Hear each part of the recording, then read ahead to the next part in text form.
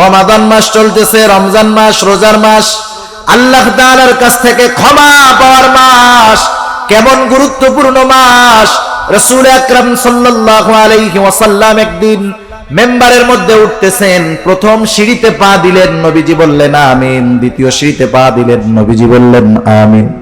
তৃতীয় সিঁড়িতে পা দিলেন, নবীজি বললেন আমিন। সাহাবারা কোনোদিন নবীজিকে এমন আচরণ করতে দেখে নাই। মেম্বার থেকে নামার পরে জিজ্ঞাসা করা হলো, ইয়া রাসূলুল্লাহ, আপনি সিঁড়িতে ওঠার সময় পরপর 3 বার আমিন বললেন, কারণ কি? নবীজি বললেন, শোনো, আমি যখন প্রথম সিঁড়িতে পা দিলাম, জিবরাইল আমিন আমার কাছে আসলো, দোয়া করলো, বলল, শোনেন, যেই ব্যক্তি রমাদান মাস পেল কিন্তু নিজেকে ক্ষমা করাতে পারলো না, সে ধ্বংসক। আমি বলেছি আমিন। 2 নাম্বার, যেই ব্যক্তি মাতা পিতা উভয়কে অথবা দুজনের একজনকে পেল কিন্তু তাদের সন্তুষ্টি কামনার মাধ্যমে জান্নাত অর্জন করতে পারলো না, সে ধ্বংস হোক। আমি বলেছি আমিন। তৃতীয়ত, সে দোয়া করেছে, আপনার নাম শুনে যারা দুরূদ পড়লো না তারা ধ্বংস হোক। আমি বলেছি আমিন। চিন্তা করে দেখেন, দোয়া করেছে রূহুল আমিন জিবরাইল আলাইহিস সালাম, আর আমিন বলেছে রাহমাতুল লিল আলামিন। বলেন তো, এই দোয়া যে কবুল হয়েছে কোনো সন্দেহ আছে নাকি? কোনো সন্দেহ নাই। সেজন্য রমাদান মাস চলতেছে, সময় চলে যাচ্ছে, আমাদের আল্লাহ তাআলার কাছে রোনাজারি করে, কান্নাকাটি করে ক্ষমা অর্জন করার দরকার।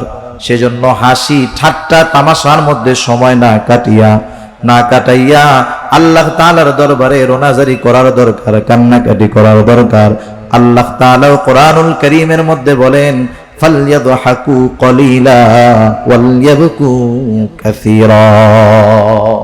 আল্লাহ তাআলা বেশি হাসতে মানা করেছেন, বেশি কান্না করতে বলছেন।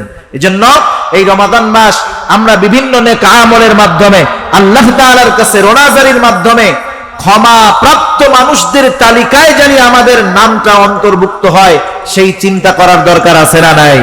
হযরত আবু যর রাদিয়াল্লাহু তাআলা আনহু হতে বর্ণিত, তিনি বলেন, ক্বালা লি রাসূলুল্লাহ সাল্লাল্লাহু আলাইহি ওয়াসাল্লাম। হযরত আবু যর রাদিয়াল্লাহু তাআলা আনহু বলেন, রাসূলুল্লাহ সাল্লাল্লাহু আলাইহি ওয়াসাল্লাম আমার জন্য বললেন তথা আমাকে বললেন, ইয়া আবু যর, হে আবু যর, ইত্তাকিল্লাহা হাইথুমা কুনতা ওয়া আতবি'is সাইয়্যাতাল হাসানাতা তামহুহা ওয়া খালিকিন নাসা বিখুলুকিন হাসানিন। হযরত আবু যর রাদিয়াল্লাহু তাআলা আনহু বলেন, রাসূলুল্লাহ সাল্লাল্লাহু আলাইহি ওয়াসাল্লাম আমাকে বললেন। এর দ্বারাই কথাটা বোঝা যায় যে নবীজির সাথে তখন হযরত আবু যর রাদিয়াল্লাহু তাআলা আনহু একা ছিলেন, কিন্তু কত গুরুত্বপূর্ণ নসিহতটা করলেন। 1 নম্বরে বললেন, ইয়া আবু যর, হে আবু যর, ইত্তাকিল্লাহা হাইথুমা কুনতা। ও আবু যর, তুমি যেখানেই থাকো না কেন সর্ব অবস্থায় তুমি আল্লাহ তাআলাকে ভয় করবা। 2 নাম্বার, নবীজি বললেন, ওয়া আতবি'is সাইয়্যাতাল হাসানাতা তামহুহা। ও আবু যর, তোমার দ্বারা যদি কখনো মন্দ কাজ হয়ে যায় তুমি সাথে সাথে ভালো কাজ করবা, নেকের কাজ করবা। 4 নাম্বার, ও আবু যর, ওয়া খালিকিন নাসা বিখুলুকিন হাসানিন। আবু যর, তুমি মানুষের সাথে সদাচরণ করবা, ভালো ব্যবহার করবা। হাদিসের মধ্যে 3টা গুরুত্বপূর্ণ উপদেশ, কিন্তু কত গুরুত্বপূর্ণ বুজুর্গানে দিন বলেন। একটা মানুষের কয়েকটা বিষয়ের হক থাকে, একটা থাকে আল্লাহ তাআলার হক, আর একটা হলো নিজের হক, আর একটা হলো মানুষের হক। নবীজি এই হাদিসের মধ্যে 3টা নসিহতের মাধ্যমে আল্লাহ তাআলার হক শিক্ষা দিয়েছেন, নিজের প্রতি নিজের হকের কথা শিক্ষা দিয়েছেন, সাথে সাথে মানুষের হকের ব্যাপারেও নবীজি শিক্ষা দিয়ে দিয়েছে। আল্লাহ তাআলার হক কি? আল্লাহর হক হলো, এক হাদিসের মধ্যে আসছে, আল্লাহ তাআলার ইবাদত করা, তার সাথে শিরক না করা। এখন বলেন, যে ব্যক্তি প্রকৃতভাবে আল্লাহ তাআলাকে ভয় করে সে কখনো ইবাদত ছাড়বে না, সে কখনো শিরক করবে না, ঠিক কিনা বলেন? আর মুত্তাকি বান্দা যারা, এরাই আল্লাহ তাআলার প্রকৃত হক আদায় করে। দুই নম্বরে নবীজি বললেন ওয়াতবি'is সাইয়্যাতাল হাসানাতা তামহুহা। এখানে আল্লাহর নবী আমাদেরকে নিজেদের হকের ব্যাপারে শিক্ষা দিয়েছে। নিজের উপরে নিজেরও একটা হক আছে, নিজের উপরে নিজের হক হলো নিজেকে জাহান্নাম থেকে বাঁচানো। মানুষ জাহান্নামে কেন যাবে? মানুষ জাহান্নামে যাবে তার পাপের কারণে, গুনার কারণে। এজন্য নবী বলেন ও আবু যর, শয়তানের ধোঁকায় পড়ে আমাদের গুনাহ হয়েই যেতে পারে, গুনাহ হতে পারে, এটা স্বাভাবিক বিষয়। কারণ হাদিসে কুদসির ভিতরে আসছে, আমরা যদি গুনাহ না করতাম, গুনাহ করার যোগ্যতা যদি আমাদের মধ্যে না থাকতো, তাহলে আল্লাহ তাআলা অন্য সৃষ্টি করে তাদেরকে দিয়ে গুনাহ করাইতেন আর গফুর হয়ে তাদেরকে ক্ষমা করতেন। আমাদের গুনাহ হবে স্বাভাবিক, কিন্তু গুনাহ হওয়ার পরে ওই গুনাহর উপরে ইস্তেকামতের সাথে থাকা, এটা হলো ভুল। শয়তানের ধোঁকায় গুনাহ হতেই পারে, আর মুমিন বান্দা যখন বুঝবে এটা আমার গুনাহ, তখন সে গুনার থেকে ফিরে আসবে। এজন্য নবীজি বলেন ওয়াতবি'is সাইয়্যাতাল হাসানাতা তামহুহা। তোমার দ্বারা যখন কোনো মন্দ কাজ হবে, সাথে সাথে ভালো কাজ করবা। মন্দ কাজ যেমন, ওর বিপরীতে ভালো কাজটা তেমন। মন্দ কাজটা যদি কবিরা গুনাহ হয়, হতে পারে না? কবিরা গুনাহ তো মন্দ একটা কাজ, বড় খারাপ কাজ। কবিরা গুনাহ হওয়ার সাথে সাথে ওই কবিরা গুনার বরাবর ভালো কাজ আছে। কবিরা গুনাহ যখন হবে, সাথে সাথে কি করতে হবে? তওবা করতে হবে। এজন্য আল্লাহ রাব্বুল আলামিন কোরআনুল কারীমের মধ্যে বলেন ইন্নাল হাসানাতি ইউযহিবুনাস সাইয়্যাত, নিশ্চয়ই কল্যাণ, ভালো কাজ মন্দ কাজটাকে মিটায় দেয়। কবিরা গুনাহ হবে, তওবা করার সাথে সাথে আল্লাহ তাআলা মাফ করে দিবে। মনে করেন পথে চলতেছি, একটা মুরব্বির সাথে বেয়াদবি হয়ে গেল। কাজ হলো ওই বেয়াদবির উপরে অটল না থাকা, মুরব্বির কাছে গিয়ে ক্ষমা চাওয়া। ক্ষমা চাওয়ার মাধ্যমে মুরব্বি মাফ করে দিবে। মুরব্বি যে তার হকটা নষ্ট করেছিলাম, সেই হকটা আদায় করা হয়ে যাবে। এই জন্য আমাদের উপরে নিজেদের হক হলো নিজেদেরকে যদি গুনাহ হয়ে যায়, গুনার থেকে তাওবা করা, ভালো কাজ করা। 3 নাম্বার, মানুষের সাথে সদাচরণ করা, ভালো ব্যবহার করা। সদাচরণ শব্দটা একটি ব্যাপক অর্থবোধক শব্দ। আমরা যদি মনে করি সদাচরণ মানে হলো দেখা হইলো, সালাম দিলাম আর মুস্কি হাসি দিলাম, এতটুকুর দ্বারা সদাচরণ শেষ, না, এটা সদাচরণের একটা অংশ। কিন্তু সদাচরণ ব্যাপক জিনিস। এক কথায় একটা মানুষের সাথে আমার মুআমালাত, মুআশারাত, লেনদেন, আচার আচরণ, ব্যবহার সব কিছু ঠিক রাখতে হবে। প্রত্যেকটা মানুষের হক আদায় করতে হবে। একজন মানুষের সাথে ভালো ব্যবহার করে কিন্তু নিজের মা বাবার সাথে খারাপ আচরণ করে, এ লোকটা সদাচারী হতে পারে না। সে মানুষের সাথে ভালো আচরণ করে ঠিক, কিন্তু মা বাবার হক আদায় করে না। প্রত্যেকটা মানুষের হক যে আদায় করে, সেই ব্যক্তি মূলত সদাচরণকারী, সেই ব্যক্তি মূলত সদাচারী। যেমন দেখেন, স্বাভাবিকভাবে একজন মুরব্বী আমার কাছে কি পাওনা, আর আমি একজন ছোট মানুষ হিসেবে মুরব্বীর কাছে কি পাওনা। যেমন নবীজি বলেন মাল্লাম ইয়ারহাম সগীরানা ওয়ালাম ইউক্কির কাবীরানা ফালাইসা মিন্না।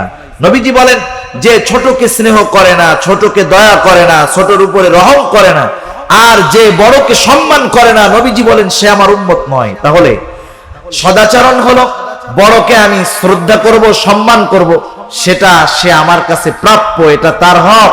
আমি যখন তার সাথে ভালো আচরণ করব, এর দ্বারা তার হক আদায় হবে। হক আদায় করার মাধ্যমে আমি সদাচারী হব।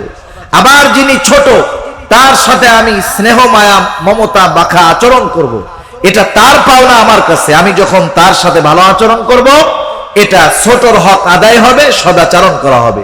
এজন্য প্রত্যেকটা মানুষের হক যখন আমরা আদায় করব, আমরা তখন সদাচরণকারী হতে পারবো। তাহলে দেখেন কত গুরুত্বপূর্ণ একটি নসিহত নবীজি করেছেন। কয়জন শ্রোতার সামনে? একজন শ্রোতার সামনে। এই হাদিসের মধ্যে নবীজি আল্লাহর হকের শিক্ষা দিয়েছেন, নিজের হকের শিক্ষা দিয়েছেন, বান্দার হকের শিক্ষা আল্লাহর নবী দিয়ে দিয়েছেন। রাসূল আকরাম সাল্লাল্লাহু আলাইহি ওয়াসাল্লাম মসজিদে নববীর মধ্যে সাহাবাদেরকে নিয়ে ওয়াজ করতেন। আমি যে হাদিসখানা আপনাদের খেদমতে পাঠ করেছি, তিরমিজির হাদিস। রাসূল আকরাম সাল্লাল্লাহু আলাইহি ওয়াসাল্লাম এই হাদিসের মধ্যে গুরুত্বপূর্ণ 5টি নসিহত আমাদের জন্য রেখে গিয়েছেন।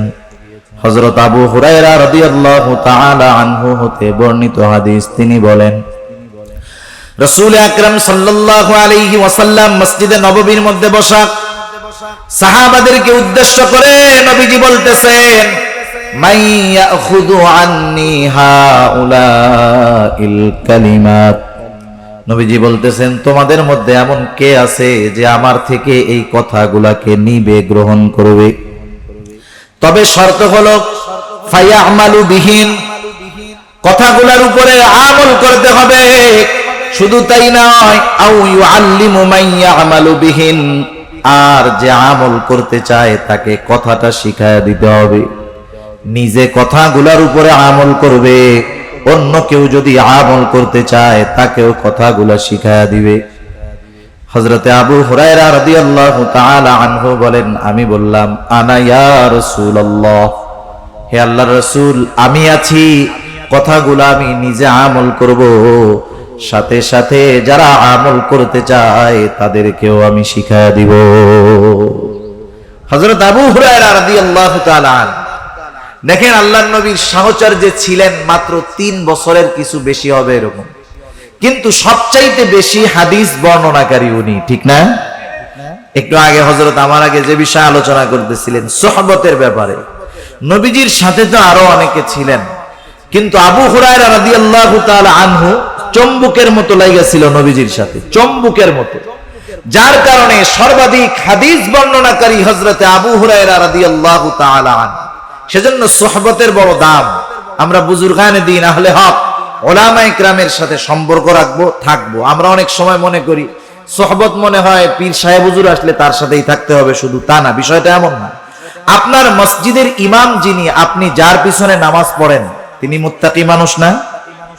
আপনি নাইলে সবচাইতে বড় ইবাদত তার দ্বারা সম্পাদন করতেছেন, তার পেছনে আদায় করতেছেন। সেজন্য আপনার মসজিদের ইমামের সাহচর্য আপনাকে গ্রহণ করতে হবে, তার সাথে সম্পর্ক ভালো থাকতে হবে। তাহলে কি হবে? ইমামের যেই চিন্তাধারা, মন মানসিকতা, একটা সময় আমি আপনি যখন তার সাথে থাকবো, তার চিন্তাধারা, তার ইখলাস আমার আপনার মধ্যে প্রবেশ করবে, ঠিক কিনা বলেন? হযরত আবু হুরায়রা রাদিয়াল্লাহু তাআলা আনহু দাঁড়ায় গেলেন, বললেন, কুলতু আনা ইয়া রাসূলুল্লাহ, আল্লাহর রাসূল আমি আছি, আমি নিজে কথাগুলা শিখবো, নিজে আমল করব, এবং যারা শিখতে চায় আমি তাদেরকেও শিখায়া দিব। হযরতে আবু হুরায়রা রাদিয়াল্লাহু তাআলা আনহু বলেন, ফাখাযা বিয়াদি ফাআদ্দা খামসা, রাসূল সাল্লাল্লাহু আলাইহি ওয়াসাল্লাম আমার হাতটাকে চেপে ধরলেন। মানুষ কখন আরেকজনের হাত চেপে ধরবে? আপনি যদি একজন অপরিচিত মানুষ, আপনি যদি তার হাত চাইবা ধরেন, গায়ে হাত দেন, সে মাইন্ড করবে, মনে মনে খারাপ মনে করবে। অনেক সময় দেখবেন দুই বন্ধু একসাথে পথ চলতেছে, ঘনিষ্ঠ মানুষ, কাছের মানুষ, হঠাৎ করে গুরুত্বপূর্ণ কথা বলবে, কি করে? এরকম হাতটা চাইতে ধরে, ঠিক না? যে আমার দিকে শুনে, এটা কেন করে? মোহাব্বতের কারণে করে, গুরুত্ব বোঝানোর জন্য করে, যেন আমার কথাটা বেশি গুরুত্ব দিয়ে শুনে।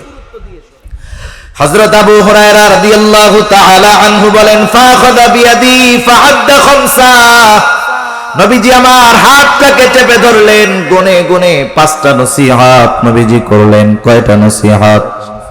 এত গুরুত্বপূর্ণ এই নসিহতগুলা, নবীজি এই নসিহতগুলার মধ্যে কত গুরুত্বপূর্ণ বিষয় রেখেছেন ইনশাআল্লাহ আমরা জানবো। হযরত আবু হুরায়রা রাদিয়াল্লাহু তাআলা আনহু বলেন, ক্বালা রাসূলুল্লাহ সাল্লাল্লাহু আলাইহি ওয়াসাল্লাম, রাসূল সাল্লাল্লাহু আলাইহি ওয়াসাল্লাম বললেন, 1 নাম্বার নসিহত, ইত্তাকিল মাহারিমা তাকুন আ'বাদান নাস। দেখুন, আমরা সবাই কিন্তু আবেদ হতে চাই, আমরা প্রত্যেকেই চাই আবেদ হতে, কিন্তু মূল আবেদ কে সেটার পরিচয় জানা নাই। আমরা আবেদ বলতে বুঝি যে নামাজ 5 ওয়াক্ত তো যথাযথভাবে পড়েই, তাহাজ্জুদ, আওয়াবিন, ইশরাক সব কিছু পড়ে, কোনো নফল আমল ছাড়ে না, সেই লোকটাই মনে হয় সবচাইতে বড় আবেদ।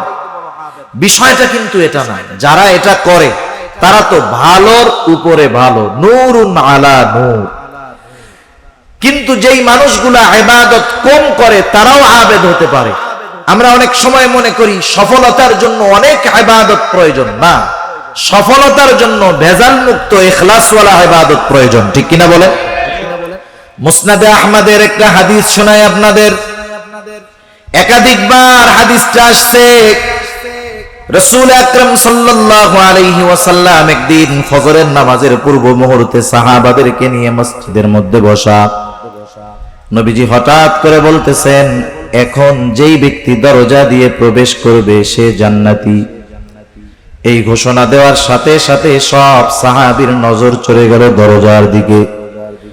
কোন সে সৌভাগ্যবান ব্যক্তি এখন দরজা দিয়ে ঢুকবে? সবাই তাকায় দেখলো, একটা লোক ঢুকলো, তার দাড়ি বেয়ে তার ওযুর পানি পড়তেছে, বাম হাতের মধ্যে জুতা। লোকটা মসজিদের মধ্যে প্রবেশ করলো। প্রথম দিন গেল। দ্বিতীয় দিন আবার ফজরের নামাজের পূর্বে নবীজি বলতেছেন, শোনো, এখন যেই ব্যক্তি দরজা দিয়ে ঢুকবে সে জান্নাতি। সবাই আবার দরজার দিকে তাকিয়ে দেখে গতদিন যেই ব্যক্তি প্রবেশ করেছিল, গতদিন যেই অবস্থা ছিল আজকেও তার সেই অবস্থা। তার মানে দাড়ি দিয়ে পানি ঝরতেছে, বাম হাতের মধ্যে তার জুতা। 2 দিন চলে গেল। তৃতীয় দিন আবার নবীজি বলতেছেন, শোনো, এখন যেই ব্যক্তি দরজা দিয়ে ঢুকবে সে জান্নাতি। সবার নজর দরজার দিক। তৃতীয় দিনও তাকায় দেখলো গত 2 দিন যেই ব্যক্তি ঢুকেছে আজকেও সে। দাড়ি দিয়ে ওযুর পানি পড়তেছে, বাম হাতের মধ্যে তার জুতা। বলেন তো, একটা ব্যক্তির ব্যাপারে পরপর 3 দিন নবীজি যেই ঘোষণা দিলেন যে সে জান্নাতি, ওই লোকটা যে জান্নাতি এ ব্যাপারে কোনো সন্দেহ আছে নাকি? কোনো সন্দেহ নেই। এক হাদিসের মধ্যে লোকটার নাম আসছে, আর এক হাদিসের মধ্যে আসে নাই। যে হাদিসের মধ্যে আসছে বোঝা যায় যে উনি হযরতে সাদ রাদিয়াল্লাহু তাআলা। পরপর 3 দিন যখন ওনার ব্যাপারে এমন ঘোষণা, সাহাবাদের মধ্যে একজন সাহাবী, তার নাম হলো আব্দুল্লাহ ইবনে আমর ইবনুল আস রাদিয়াল্লাহু তাআলা আনহু। হযরত আব্দুল্লাহ ইবনে আমর ইবনুল আস রাদিয়াল্লাহু তাআলা আনহু চিন্তা করতেছেন, নবীজি ওই লোকটার ব্যাপারে পরপর 3 দিন জান্নাতের সুসংবাদ দিল। নিশ্চয়ই লোকটার এমন কোন স্পেশাল আমল আছে যার কারণে নবীজি এই জান্নাতের ঘোষণা দিয়েছে। কিন্তু স্পেশাল আমলটা জানা যাবে কেমনে? তিনি চিন্তা করলেন, লোকটার বাড়িতে আমার অবস্থান করতে হবে। হযরত আব্দুল্লাহ ইবনে আমর ইবনুল আস লোকটাকে গিয়ে বলল, ভাই, আমি 3টা দিন তোমার বাড়িতে মেহমান হতে চাই, সারা দিন থাকবো না, শুধু রাতে অবস্থান করতে চাই। কোনো সমস্যা আছে নাকি? উনি বললেন, না, কোনো সমস্যা নাই। আসলে ওনার তো মেহমান হিসাবে থাকা উদ্দেশ্য নয়, বরং উনি দেখতে চান এই লোকটা রাতের বেলায় কি আমল করে। স্বাভাবিক, মানুষ তার স্পেশাল আমলগুলা অধিকাংশ ক্ষেত্রে রাতের বেলায় করে। ভালো কাজ যারা করে তারাও স্পেশাল আমল রাতের বেলা করে। আবার মোটামুটি যারা মাশাআল্লাহ চুরি ডাকাতি করে, রাস্তায় গাড়ি ঠেক দেয়, এই আমল যারা করে তারাও মাশাআল্লাহ রাতের বেলায় করে, ঠিক না? এটা হলো ওদের স্পেশাল আমল। আর ভালো মানুষ, বুজুর্গ আহলুল্লাহ যারা, এদের স্পেশাল আমল রাতের বেলায়। আব্দুল্লাহ ইবনে আমর ইবনুল আস ওনার সাথে চলে গেলেন বাড়িতে। এশার নামাজ পড়লেন, দুজন একসাথে বাড়িতে গেলেন। ওনাকে থাকতে দেওয়া হলো এক ঘরে। উনি খেয়াল করতেছেন যে লোকটা কি করে। তিনি দেখলেন এশার নামাজ পড়ে উনি ঘরে ঢুকলো, ঘুমায় গেল। হযরতে আব্দুল্লাহ ইবনে আমর ইবনুল আস সারা রাত সজাগ, অপেক্ষমান, কখন ঘুম থেকে উঠবে আর স্পেশাল আমল করবে। উনি অপেক্ষা করতে করতে একটা সময় রাত শেষ হয়ে গেল, ফজরের আজান হয়ে গেল। ঘুম থেকে উঠে নাই। আজানের পরে ঘুম থেকে উঠলো, ওযু করলো, এরপরে মসজিদের দিকে সে চলে গেল। প্রথম রাত্রে কোনো আমল করতে দেখে নাই। উনি চিন্তা করলেন হয়তো কোনো কারণবশত একদিন মিস হতেই পারে। আবার দ্বিতীয় রাত উনি খেয়াল করলেন এশার নামাজ পড়ে লোকটা ঘরের মধ্যে ঢুকলো, ঘুমায় গেল। উনি সারা রাত সজাগ, অপেক্ষা করতেছেন এই বুঝি ঘুম থেকে উঠে। কিন্তু দেখতে দেখতে দাঁড়ায় থাকলো, সজাগ থাকলো, কিন্তু ওঠার নামে কোনো খবর নাই। ফজরের আজান দিল, তারপরে ঘুম থেকে উঠলো। উনি চিন্তা করলেন 2 দিন বাদ গেল। যেই লোকটা কোনো ধারাবাহিক আমল করে পরপর 3 দিন বাদ যেতে পারে না, তৃতীয় রাত এশার নামাজ পড়ে আবার দুইজন বাড়ির দিকে যায়। হযরতে আব্দুল্লাহ ইবনে আমর ইবনুল আস দেখলো আল্লাহর বান্দা এশার নামাজ পড়ে ঘুমায়, আর ফজরের আজান দিলে ঘুম থেকে উঠলো। এবার আর কৌতূহল চাপায় রাখতে পারে নাই। 3 দিন পরে বলতেছে, ও ভাই শোনো, আমি 3টা রাত তোমার বাড়িতে অবস্থান করেছি এই কারণে নয় যে আমার বাড়িতে থাকার সমস্যা, বরং তোমার বাড়িতে পরপর 3 দিন অবস্থান করার কারণ হলো আগে পরপর 3 দিন ফজরের নামাজের পূর্বে নবীজি আমাদেরকে বলেছে এখন যেই ব্যক্তি দরজা দিয়ে ঢুকবে সে জান্নাতি। আমরা পরপর 3 দিন দেখলাম নবীজির ঘোষণার পরে যেই লোকটা দরজা দিয়ে ঢুকলো সেই লোকটা হলো তুমি যে জান্নাতি কোনো সন্দেহ নাই। আমি তোমার বাড়িতে 3টা রাত অবস্থান করার কারণ হলো আমি দেখতে চেয়েছিলাম তুমি কোন স্পেশাল আমল করো, কিন্তু আমি 3টা রাত জাগ্রত থাকলাম, তোমাকে তো আমি কোনো আমল করতে দেখলাম না। 3 রাত্র জাগলাম, কোনো আমল করতে দেখলাম না, অথচ নবীজি তোমার ব্যাপারে বলল যে তুমি জান্নাতি বান্দা। হযরতে সাদ রাদিয়াল্লাহু তাআলা আনহু বলেন, শোনো ভাই, নবীজি আমার ব্যাপারে যেহেতু এমন বলেছেন আলহামদুলিল্লাহ, তবে তুমি যেই আশায় আমার বাড়িতে 3টা রাত জাগ্রত থেকেছো আমার এমন কোনো কিছু নাই। আমি ফরজ বিধানগুলা মানি, হারাম হালাল বেছে চলি, আর রাতের বেলা যখন ঘুমাতে যাই আমি সবাইকে মাফ করে দিয়ে ঘুমাতে চাই। অন্তরের মধ্যে কারো ব্যাপারে হিংসা বিদ্বেষ রাখি না। আমাকেও যারা কষ্ট দেয় তাদেরকে ক্ষমা করে আমি আমার অন্তরটাকে পরিষ্কার করে রাতের বেলা ঘুমাতে যাই। এতটুকু আমল আমার বেশি, এর চাইতে বেশি কিছু নয়। একটু চিন্তা করে দেখেন, আমরা তো যেই জামানায় বসবাস করি আমরা হলাম সমালোচনার ওস্তাদ। নিজের কি আছে এটা নাই, আর একজন কি করলো না করলো এ ব্যাপারে মাশাআল্লাহ আমরা খুব এক্সপার্ট, খুব ভালো পারি। একজন সাহাবী তার আমল এতটুকু, আমরা পারলে সমালোচনা করে বসতাম যে এতটুকু আমল করে সাহাবী হয় কেমনে। অনেক সময় আমাদের সমালোচনার ভাবটা হলো এইরকম যে দেখেন অনেক সময় আমি মাগরিবের নামাজের পরে 6 রাকাত আওয়াবিন পড়ি, কিন্তু আমার ইমাম পড়ে না, এই ব্যক্তি আল্লাহওয়ালা হয় কেন?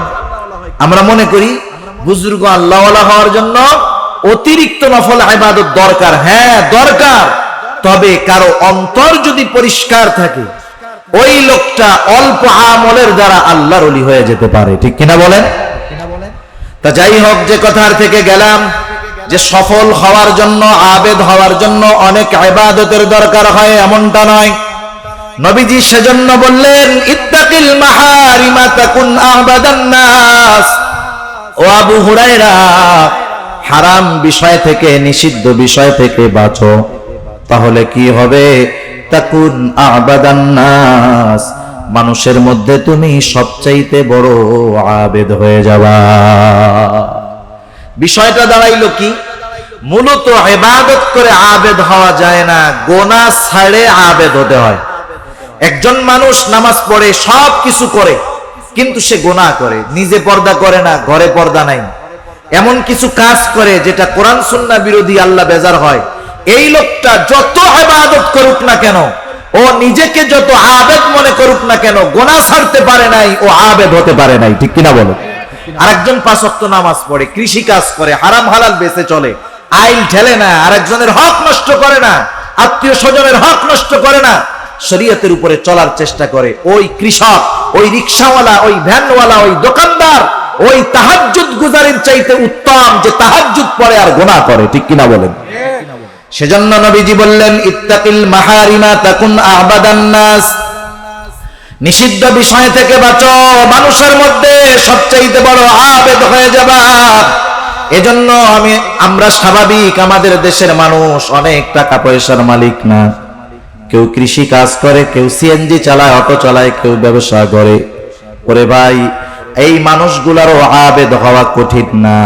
শুধু 5 ওয়াক্ত নামাজ যথাসময় আদায় করবে, হারাম হালাল বেঁচে চলবে, বান্দার হকের বিষয়গুলা খেয়াল রাখবে, গোনাহ ছাড়বে, ওই লোকটা অল্প আমলের দ্বারা বড় আবেদ হয়ে যাবে। রাসূল আকরাম সাল্লাল্লাহু আলাইহি ওয়াসাল্লামের থেকে বর্ণিত আল্লাহর নবী একটা প্রসিদ্ধ হাদিস আমাদেরকে জানায় দিয়েছেন যে কিয়ামতের দিন আরশের ছায়ায় 7 শ্রেণীর মানুষ অবস্থান করবে। কয় শ্রেণীর মানুষ? 7 শ্রেণীর মানুষ।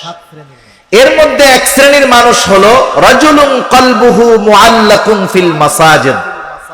ওই ব্যক্তি যার অন্তর সর্বদা মসজিদের মধ্যে থাকতো। সে সব সময় থাকতো এমনটা নয়, বরং তার অন্তর সব সময় মসজিদে থাকতো। অন্তর সব সময় মসজিদে থাকতো, এটা কিভাবে সম্ভব? আপনাদের অনেকের আত্মীয় স্বজন সন্তান প্রবাসে আছে, বিদেশে আছে, অনেকে বাংলাদেশেই অনেক দূরে আছে। মনে করেন যখন সন্তানের সাথে আপনার ঈদের সময় কথা হয়, ভাইয়ের সাথে আপনার ঈদের সময় কথা হয়, ভাই সৌদি আছে, মালয়েশিয়া আছে, লন্ডন আছে, আমেরিকা আছে, কথা হইলে কি বলে যে দেখ আমি আসি আমেরিকা কিন্তু আমার মনটা পড়ে রয়েছে বাংলাদেশ, এরকম বলে কি বলে না? তার দেহ আছে ওইখানে কিন্তু তার অন্তর বাংলাদেশ। বিষয়টা কেমন জানি এমন, ফজরের নামাজ পড়ে বের হলো আল্লাহর বান্দা, কৃষি কাজ করে, রিজিক অন্বেষণে বের হয়ে যায়। কাজ যত থাক, ব্যস্ততা যত থাক, তার শুধু মনের মধ্যে চিন্তা জোহরের আজান হবে, কাজ করা যাবে না, নামাজে যেতে হবে। লোকটা কাজ চালায় গেল, জোহরের আজান হলো, কাজ বন্ধ করে নামাজে চলে আসলো। জোহরের পরে আবার ব্যস্ত হয়ে গেল, কিন্তু তার চিন্তা আসরের আজান হবে, মসজিদে যেতে হবে। আসরের আজান হলো, মসজিদে আসলো, নামাজ পড়লো। আসরের পরে যত ব্যস্ততা থাক, তার চিন্তা মাগরিবের নামাজ আমাকে পড়তে হবে। আজান হলো, চলে আসলো, নামাজ পড়লো। মাগরিবের পরে যত ব্যস্ততা থাক, তার মনের চিন্তা আমাকে এশার নামাজটা পড়তে হবে। এশা শেষ, বিছানায় ক্লান্ত দেহটাকে এলিয়ে দিল চিন্তা, ঘুম যত গভীর হোক, যত আরামের হোক, ফজরের নামাজটা আমাকে পড়তেই হবে। এই লোকটা হলো ওই মুসল্লি, যদিও সে দুনিয়ার কাজের মধ্যে ব্যস্ত থেকেছে, কিন্তু তার অন্তরটা ছিল মসজিদের মধ্যে। সেজন্য মুসল্লি হলো তারা অন্তরের মধ্যে মসজিদের চিন্তা, নামাজের চিন্তা সব সময় যাদের থাকে। সেজন্য আবেদ হওয়ার জন্য অনেক ইবাদত করতে হবে, বিষয়টা এমন নয়। অনেক সাধারণ মানুষ মনে করে আমরা আল্লাহর ওলি কেমনে হব, আমরা তো রুজি রুটি গোছাইতে গিয়াই নফল ইবাদতের সুযোগ পাই না। বিষয়টা এমন নয়। আমরাও যদি গুনার থেকে বাঁচতে পারি, আবেদের তালিকায় সাধারণ মানুষের নামগুলাও উঠে যাবে। রাসূল আকরাম সাল্লাল্লাহু আলাইহি ওয়াসাল্লামের দ্বিতীয় নসিহত, ওয়া আরবা বিমা কাসামাল্লাহু লাকা তাকুন আগনান নাস। নবীজি হযরত আবু হুরায়রা রাদিয়াল্লাহু তাআলা আনহুকে বলতেছে, ও আবু হুরায়রা, আল্লাহ রাব্বুল আলামিন তোমার জন্য যতটুকু নির্ধারণ করে রাখছে অতটুকুর উপরে তুমি সন্তুষ্ট থাকো, তাইলে লাভ কি হবে? নবীজি বলেন, তাকুন আগনান নাস। আল্লাহ তাআলা যতটুকু নির্ধারণ করেছে অতটুকুর উপরে যদি তুমি সন্তুষ্ট থাকতে পারো, তুমি মানুষের মধ্যে সবচাইতে বড় ধনী হয়ে যাবা। গোনা ছাড়লে বড় আবেদ, গোনা ছাড়লে বড় আবেদ। আর আল্লাহ তাআলা যতটুকু নির্ধারণ করে রাখছেন ওর উপরে যদি সন্তুষ্ট থাকা যায়, তাহলে হবে সবচাইতে বড় ধনী। মূলত ধনী কে? যার অঢেল সম্পদ আছে সে মূলত ধনী নয়, যার চাহিদা নাই মূলত সে ধনী। আর চাহিদা নাই এটা অন্তরের বিষয়। এজন্য নবীজি বলেন, আল গিনা গিনান নাফস। অন্তরের ধনী হলো প্রকৃত ধনী।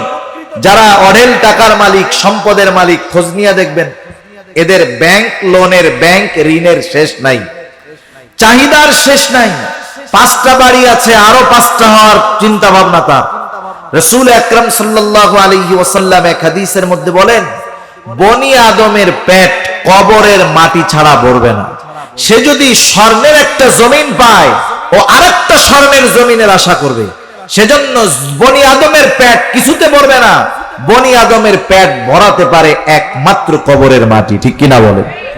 সেজন্য চাহিদাকে যদি নিয়ন্ত্রণ করা যায়, কারণ দেখেন আমরা যারা তাকদিরে বিশ্বাস করি, তাকদিরে বিশ্বাস করি না সবাই? আমরা সবাই তাকদিরে বিশ্বাস করি। এটা ঈমানের অন্যতম একটি ভিত্তি। অতুমিনা বিল কদরি খাইরিহি ওয়া শাররিহি মিনাল্লাহি তাআলা। তাকদীর বিশ্বাস করতে হবে যে তাকদীরের ভালো মন্দ সব কার তরফ থেকে হয়? আল্লাহ রাব্বুল আলামিন আমার আপনার জন্য সব কিছু নির্ধারণ করে রেখেছেন।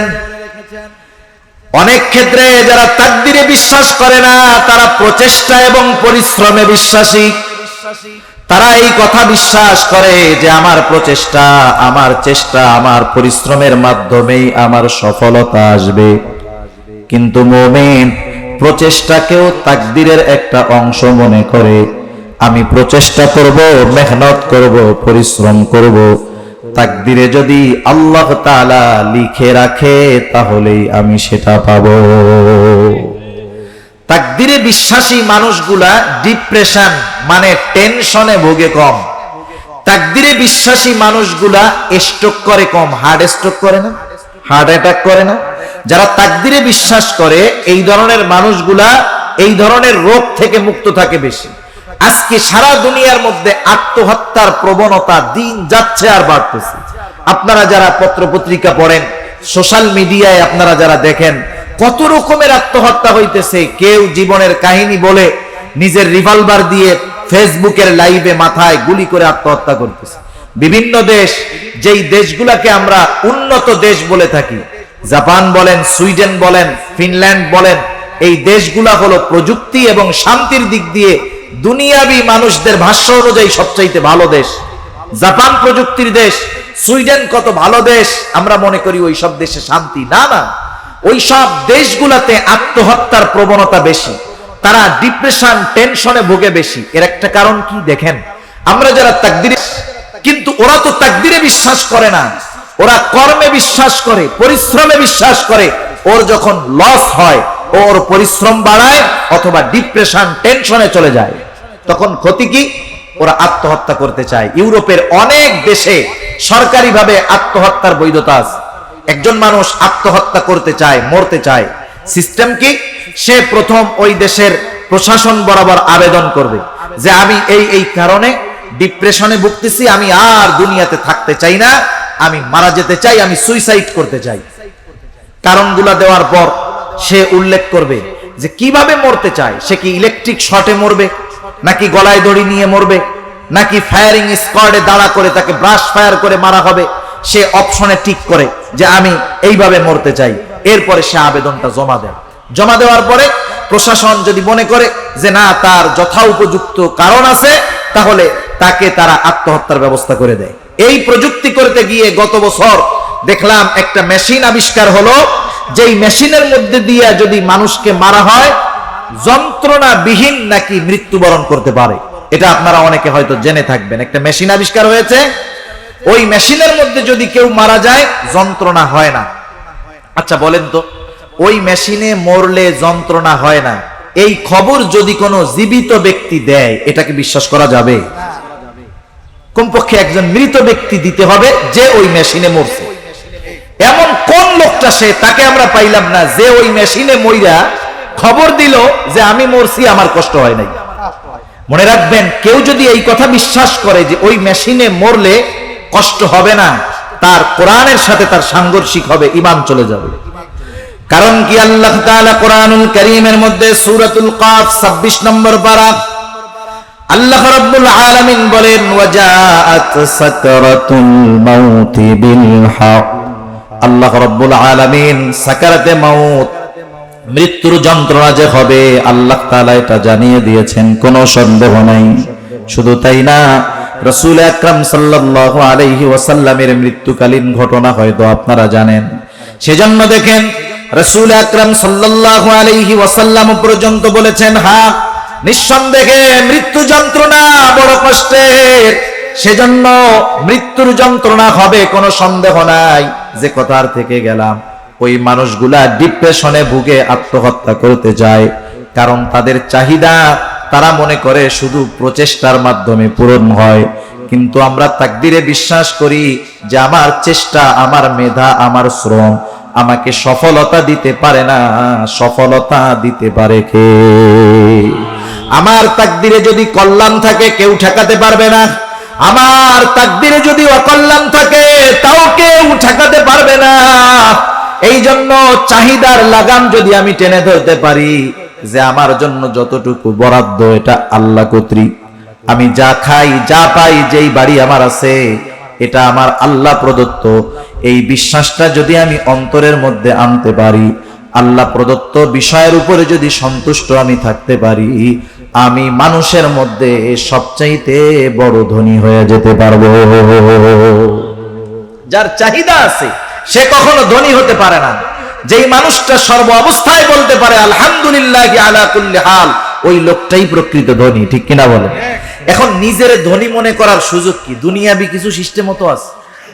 এক লোক খুব সুন্দর করে একতলা একটা বাড়ি বানাইছে, ভিতরে অনেক দামি দামি ডেকোরেশন, খুব সুন্দর মাশাআল্লাহ। একতলা বাড়ি তার কাছে মনে হয় ছোটখাটো একটা জান্নাতের মতো, এসি টেসি লাগাইয়া খুব বিলাসবহুল বাড়ি বানাইছে মাশাআল্লাহ। কয়েকদিন পরেই ওই লোকের ঘরের সাথে আর এক লোক 20 তলা বানাইছে। কয়তলা বানাইছে? এখন বলেন একতলা বিল্ডিং এর ছাদের থেকে যদি 20 তলার দিকে তাকায়, ওর একতলা আর ভাল লাগবে না, ওইটারে পাবলিক টয়লেট মনে হবে, ঠিক না?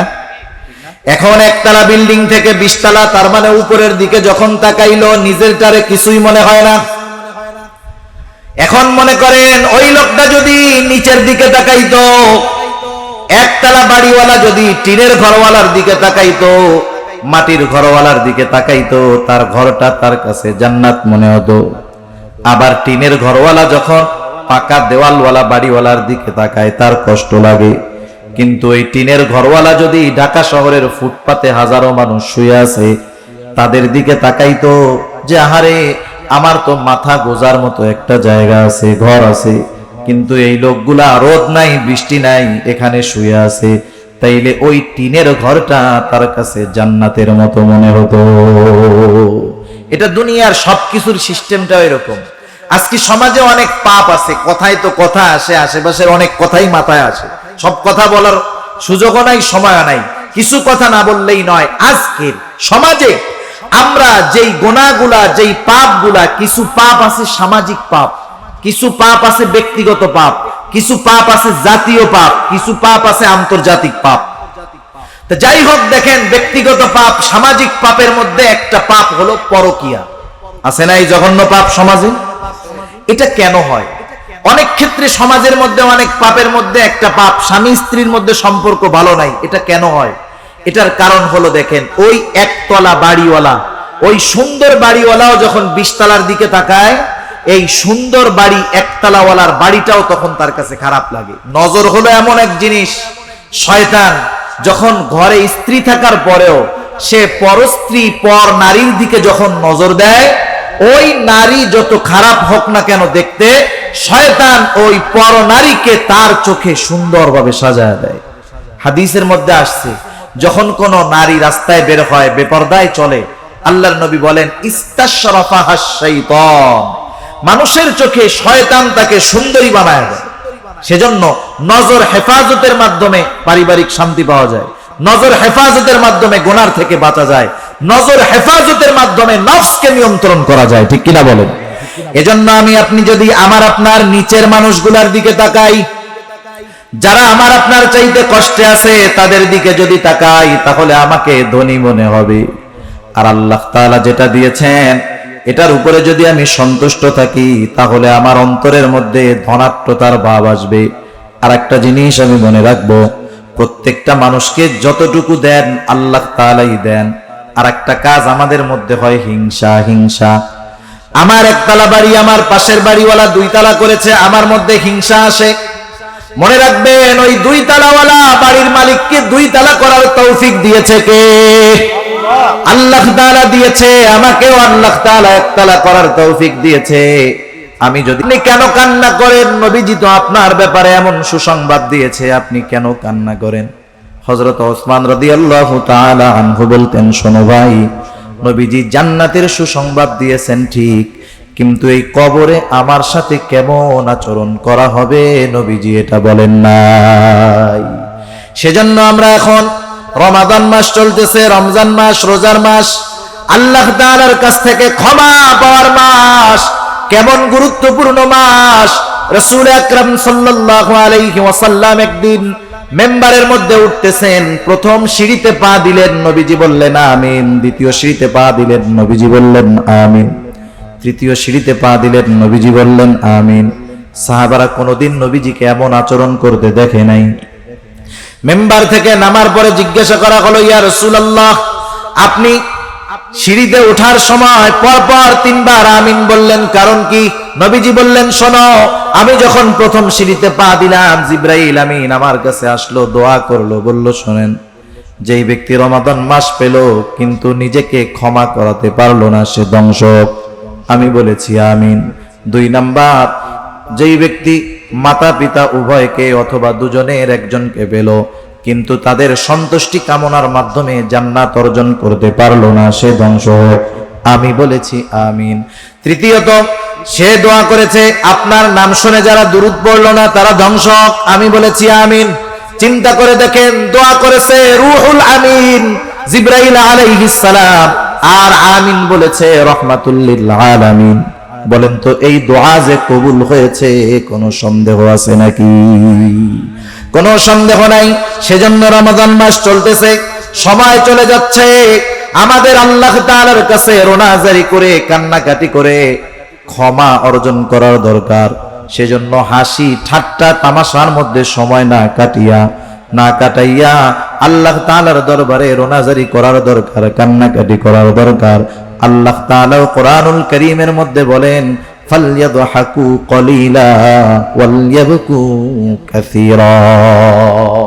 আল্লাহ তাআলা বেশি হাসতে মানা করেছেন, বেশি কান্না করতে বলছেন।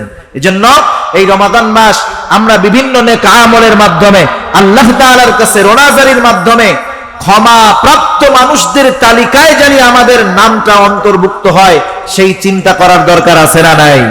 সেজন্য দেখেন, রমাদান মাস যখন শেষ হয়, শেষ দিকে আসলে আমাদের গা ছাড়া ভাব হয়। আমরা ঈদ নিয়ে আনন্দ করতে গিয়ে অনেক সময় রমাদানের শেষ দশকের যেই ফজিলতময় দিনগুলো, ফজিলতময় কাজগুলো থেকে আমরা বঞ্চিত হই, এমনটা যেন আমাদের না হয় ইনশাআল্লাহ। এখন আসেন, তাহলে আমরা জানলাম নবীজির 5টা। 1 নাম্বার, সবচাইতে বড় আবেদ যদি হতে হয় গুনাহ ছাড়তে হবে। 2 নাম্বার, সবচাইতে বড় ধনী যদি হতে হয় আল্লাহ তাআলা যা দিয়েছেন তাতেই সন্তুষ্ট থাকতে হবে। প্রকৃত মুমিন যদি হতে হয় প্রতিবেশীর সাথে সদাচরণ করতে হবে। প্রকৃত মুসলমান যদি হতে হয় নিজে যেটা পছন্দ করি আরেক ভাইয়ের জন্য সেটা পছন্দ করতে হবে। আর যদি একটা জীবিত অন্তর চাই, জীবিত কল্প চাই, তাহলে হাসতে হবে কম, কাঁদতে হবে বেশি। গাছে পানি দিলে গাছ তাজা হয়, আর চোখের পানি জড়াইলে কলব তাজা হয়, ঠিক কিনা বলেন? এই নসিহত গুলা আমরা আল্লাহর নবীর গুরুত্বপূর্ণ নসিহত, আমল করা যাবে না ইনশাআল্লাহ। কারা কারা রাজি আছে একটু হাত উঁচা করি, নারায়ে তাকবীর, নারায়ে তাকবীর। মাশাআল্লাহ, আমরা হাত নামাই। সর্বশেষ আপনাদের কাছে বিশেষ অনুরোধ, কেউ যাবেন না, দোয়া করে যাবেন। সর্বশেষ বিশেষ অনুরোধ, এই যে যুবকেরা আয়োজন করে থাকে, যুবকেরা আয়োজন করে, মুরব্বীরা তত্ত্বাবধানে থাকে, ব্যাপক একটা খরচ হয়, 4 দিন ব্যাপী মাহফিল, এখনো 2 দিন বাকি আছে। আপনাদের কাছে সর্বশেষ দোয়ার আগে, দোয়া কবুল হওয়ার অন্যতম কিছু শর্তের মধ্যে একটা শর্ত আছে, দোয়ার আগে এমন আমল করা যে আমলটা আল্লাহর জন্য হয়েছে। দোয়া কবুলের জন্য এমন আমলের ওসিলা দেওয়া যে আমলটা একমাত্র আল্লাহর জন্য করা হয়েছে। সাদকা, দান সাদকা, দ্বীনি কাজে সাহায্য সহযোগিতা, এটা অন্যতম একটি বিষয়। হাদিসের মধ্যে আসছে, আব্দুল্লাহ ইবনে আব্বাস রাদিয়াল্লাহু তাআলা আনহু হতে বর্ণিত হাদিস, নবীজি ছিলেন কেমন মানুষ? আজওয়াদান নাস, সবচাইতে বড় দানশীল, দ্বীনের ব্যাপারে সবচাইতে বেশি ব্যয় করতেন নবীজি। রমাদান মাসের আগমন যখন ঘটতো, জিবরাইলের দেখা সান্নিধ্য যখন উনি পাইতেন, নবীজির দানের হাত আরো বেড়ে যাইত। যেহেতু দেখেন আমরা সুযোগ পেয়েছি রমাদান মাস, একটি দ্বীনি মাহফিলের সহযোগিতায়, সাহায্যে, আমরা আমাদের পক্ষ থেকে আপনাদের কাছে অনুরোধ হলো, ধরা বাঁধা কোনো কিছু নয়, কেউ যদি বড় কিছু